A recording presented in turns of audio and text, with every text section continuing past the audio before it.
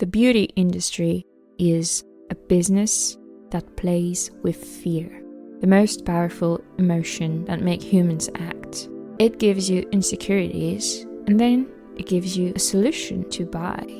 This is called a toxic relationship with toxic consequences, as it creates bunches of narcissists, basically insecure people that cannot think about anything else than their own feelings. And yet, if you're just like me, it hurts to see perfect, attractive faces, well-dressed bodies getting so much attention when you feel invisible. Should you also try everything in your power to be seen? Well, not really. Welcome to a fake reality you don't want to be a part of. Hi, I'm Lena, and welcome to a new episode of Women, where I explore finding truth, balance, and grace for all the lovely ladies out there. If you're young or feeling lost in this big life, I gotcha. I publish on the 1st and 15th of every month. Today, let me tell you, you're not ugly, crazy, or weird. You're just watching a fake show.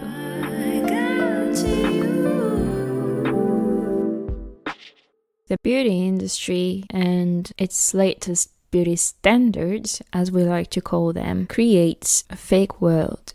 A fake world of soft, shiny hair, attractive face features, lips, eyes, and all the rest. And you know what? It has to be. It has to create a fake world. Otherwise, there is nothing to solve. A business works when it solves a problem. It means that they provide a solution to a problem that they can sell.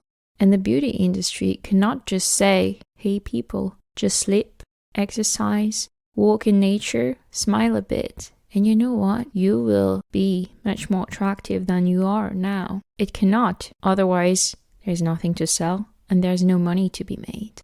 The other reason beauty is a fake word for a reason is that it keeps you away from important matters such as politics, history, your finances, your future, potential projects, relationships, communities, people around you.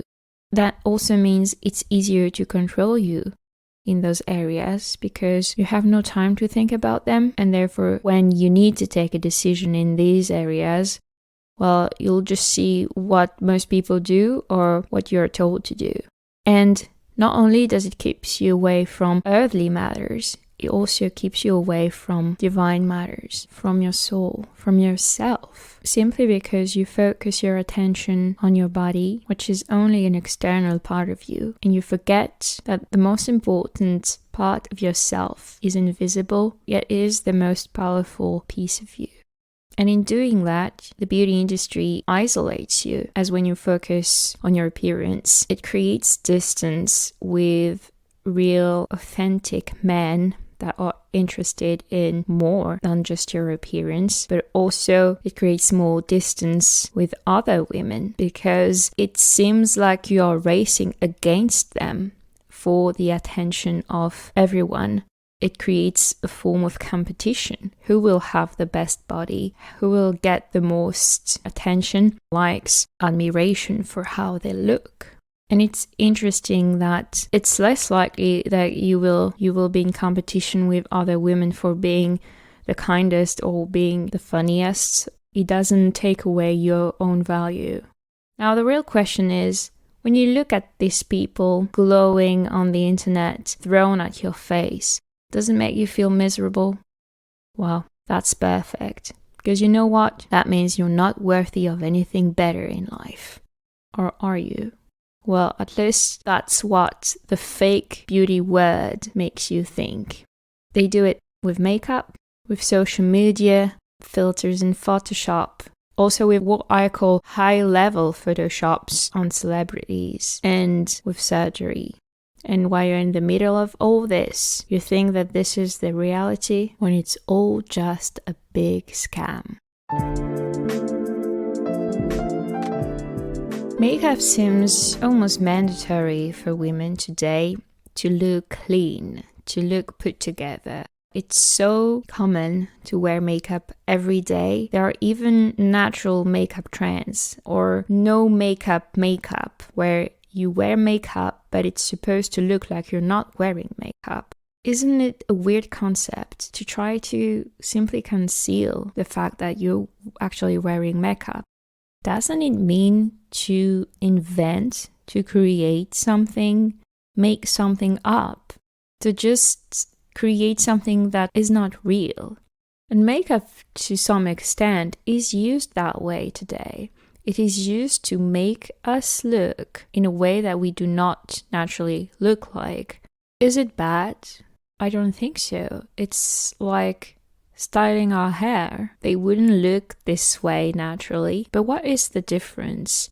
I think the difference is that when you wear makeup for art, for special occasions, for enhancing certain features, I like to have a bit of makeup sometimes on my eyes to play with colors, to make them pop. This is quite a nice way to use makeup, but the problem comes when the entire face is covered up to look completely different.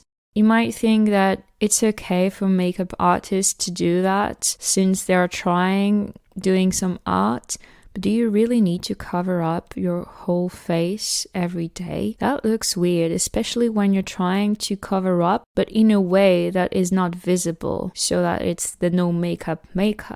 It means that when you get rid of makeup, which you have to do every night, when you remove this mask, people might not recognize you. And that's why there was a whole trend at some point on YouTube about the power of makeup, where people would have half of their face covered with makeup and half of it naked to see the difference, how it can change features of the face and how it can make you unrecognizable sometimes. What I find very intriguing also is that most of the time, makeup looks good on camera, looks good on pictures with certain lights, on videos with certain filters, but it doesn't really look good in person. It looks cakey, in particular anything that's put on the skin. It doesn't hold like a natural part of the skin, and it's just normal because it's not. I want to highlight that I've been a person who's never worn makeup on a daily basis. When you're a person who does not wear makeup every day, people just accept your face the way it is, and it doesn't look strange to them that you come to the office without makeup because it's the way you look. While it can be a shock for them when they see you every day with makeup, and then one day you decide maybe I should not wear that much makeup, you come without makeup. And here you have people noticing and saying, oh, you must be sick, simply because you have made them used to seeing you with the mask that you're wearing. So it's not really a problem of them forcing you to put that on. It's really a problem of accepting how your natural face looks like without it. And again, I'm in favor of small touches on the eyes, concealer on some parts that need it, maybe on the lips too, for that to be playful, but really not for that to become a way to masquerade, a way to hide, because this is mostly what makeup is. Since everybody does it, and does it more and more at a very early age, you just feel compelled, especially when you're a teenager, everyone is doing it. You want to be part of the group. It's hard to resist and not go with the flow. Yet, this is also how you build a personality, by admitting that you don't want to hide and conform. You want to take decisions based on whether it's good for you or not. And in my experience, you don't need makeup to look clean. As I mentioned in my previous episode, you only need to fix your brows, have your hair put together, work on your outfits, wash your face every day, exercise, eat well, sleep. It's more difficult than to put makeup on in the long term, but it's also, on the long term, the most viable solution. What else makes beauty so fake? Oh, wait. Filters, Photoshop, social media in general. Well, Those tools, especially now that they have become so common, so easily accessible, allow us to erase part of us. Part of us that we deem shameful because they do not conform to what is acclaimed as very attractive. And very quickly, we think that if it does not conform, it should not exist. Except those tools make us lie. They make us lie because we remove parts that exist in reality but do not exist in this virtual world. Do we feel better being admired for lies or what actually is? Think about it. I do feel that all those tools allow us to be part of the fake beauty race. But since we are lying, and we know that we are lying, we cannot be comfortable with it. There's a form of guilt that's always lingering, that's always behind the surface. I also want to emphasize that those tools help us look perfect, yet perfect has never attracted authentic people. So who is it for? Who are the people liking your pictures? They are probably either insecure people thinking that this is the way to be, or some crazy, unreliable men that enjoy looking at your pictures. Who else could it be for? You will not find real, authentic people under these pictures, simply because we don't want idols to idolize. We don't want queens and kings to pray to. We just want to connect with people who are like us. And people who are like you and me, they also have flaws, and they, most importantly, look like humans, which means that they do not have a perfectly symmetrical face and glowing, shiny, poreless skin. So know that when you filter Photoshop pictures, you erase part of you that makes you lie and that makes you attract unauthentic people that you're probably not interested in. So what's the point? And I know social media is not helping at all, because social media is a never-ending race for dopamine peaks that are brought by likes, by the attention that you get, by the admiration that you think people have, and by this false sense of success that it brings. Especially for women, it's interesting because it brings attention without negative consequences of crazy men following you in the streets, since everything is virtual. So you don't mind posting yourself in a very attractive way on social media. You'll have the likes, and it doesn't matter who likes it. Again, it's probably not going to be people that you would like to admire you, but you don't have to face that consequence because it's all virtual. You don't even know who's behind the accounts. Why are we doing this? Because we have social examples of success. Celebrities doing all of this, building their whole brands around their beauty, around their appearance. So it seems that it is a sign of success to be liked and to be perfect. And it is necessary to have a high status. And we are influenced by these people because we are a social species that is highly influenced by the other members of our group. Older celebrities in the 90s already had a high expectation about their looks. It wouldn't have such a big impact since anything that you would see from them would be a couple of pictures in magazines, articles about dramas around their lives, but it wouldn't be in your everyday life. Nowadays, social media has given us access 24/7 to other people's life and to the ability to spy on everyone all the time. It's not even about you following one celebrity. It's about the fact that most people follow 200, 500, 1,000 accounts on Instagram. That means that even if one person only publishes once a week, your feed is full of new content every day. And you can spend 6, 7, 8 hours a day just looking at it. And thinking that you're not influenced by what you see is really lying to yourself. That's the power of social media, and that's what the beauty industry has been using to sell you a fake reality. You are living in a fake reality, and it's time to get out of it because it has made lying a basis of our interactions, and therefore it changes our core values.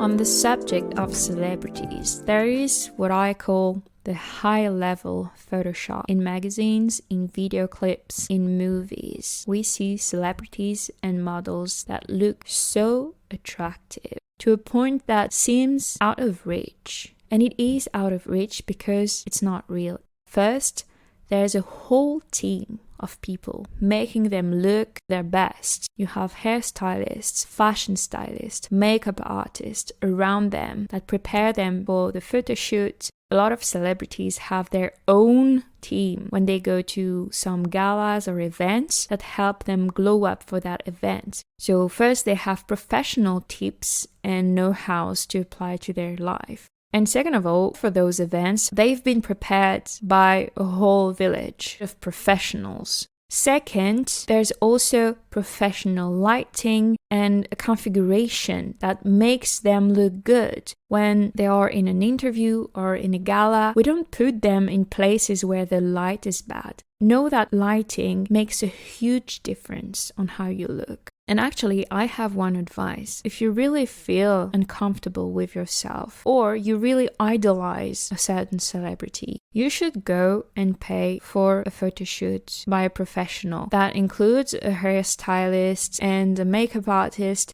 I've had pictures of me taken by professionals and it's really night and day, just with lights. It's incredible to see. I even remember a photographer told me that a lot of people come to him as a therapy session because taking pictures of them with the good lighting makes them look good and it gives them a confidence boost. They realize that, oh, it's not really them. It's just that first, the picture doesn't represent the reality of what you look like in real life. A moving face is very different from a fixed face on photographs. And also, it makes you realize that, you look good, actually. So there's that part, but also there's a lot of after effects that are applied to those celebrities on videos, on pictures, in magazines. Even models are photoshopped. I don't think anyone can really understand why it's done at this point, but there's always someone thinking that something is wrong in a picture and will make the model look slimmer or enhance some parts of their face, of their lips, whatever. And of course, when we see the end product, it seems that it's all natural and unreachable, because it is. That's why I call it fake reality. Now there's also a very sensitive subject, the one of surgery. We see it a lot more on celebrities than on normal people, but it's very common in Korea, for example. And it's pretty much a result of high expectations for people's looks and also the wrong idea that people's body is everything that they have. I think a lot of this unsatisfaction with the way our body looks and insecurities come from the fact that we forget about our mind, our spirit, our soul. And for surgery, there is this will to erase a part of us for good. It is not a virtual change, it's a physical change, so it's real, except it's artificial. And what's tricky with it is that its surgeries are, first of all, usually numerous for one person. It's very rare to see one person do one-time buttocks and stop. But most importantly, they are made slowly. So no one really notices. It seems that the person is simply glowing up. And for us, it's a big source of fear because we are not changing that well. It's so subtle that it takes other people pointing it out for us to realize. And everyone says that it's their choice, their body, their choice, except they are doing it in a way that is hidden. And it gets people's attention and admiration for something that is made up. Would it make a difference if they admitted to it? At least it would not make people think that there's a problem with them. But I wouldn't think that it would be more justified even if it was acknowledged. Because to me, if you don't have a medical problem to treat, simply changing your features because you don't like them is a sign that some change of mindset is required, not a change of body. Your body is made the way it is to take you through life and to teach you lessons. Your body is a vehicle and it's a tool for you. It's a tool that you can improve, that you can care for, but it doesn't define you. I would condemn cosmetic surgery in all cases, especially because surgery is mostly available to people who have money. It tells us if they're ashamed of this to the point that they're changing it. Shouldn't I also be ashamed if I have the same feature? And yes, you should. That's the answer that they're giving you. You see so many celebrities that have uncommon features, big ears, big nose, small lips, still look really good without having to change them. We don't need all features to be the same to find people attractive. There's so much talk today about diversity, yet everyone wants to look like clones. And all in all, it doesn't even matter. We all will die, our body will go back to dust. What will survive again is your soul, is your spirit. That's what you have to take care of, primarily. If you're struggling with this word, if you're spending too much time on social media, first know that all of it is fake. It's a fake word, fake beauty, and you even have now deepfake made by AI. Virtual women who do not exist, that have all those perfect traits, trying to get attention, usually made up by men, just to get money out of other men. That's where we are now. It's all made to sell, to get your money, and it's playing on your fear. The fear that if you're not attractive, you have no value. It keeps us in this earthly prison that everything is tied to what we see and what we feel. And yet, we are more than our body. We have so many qualities that are not linked to how we look. And that's because we have a powerful mind and a divine soul that lives in that body. And that body is a gift for us to experience this life.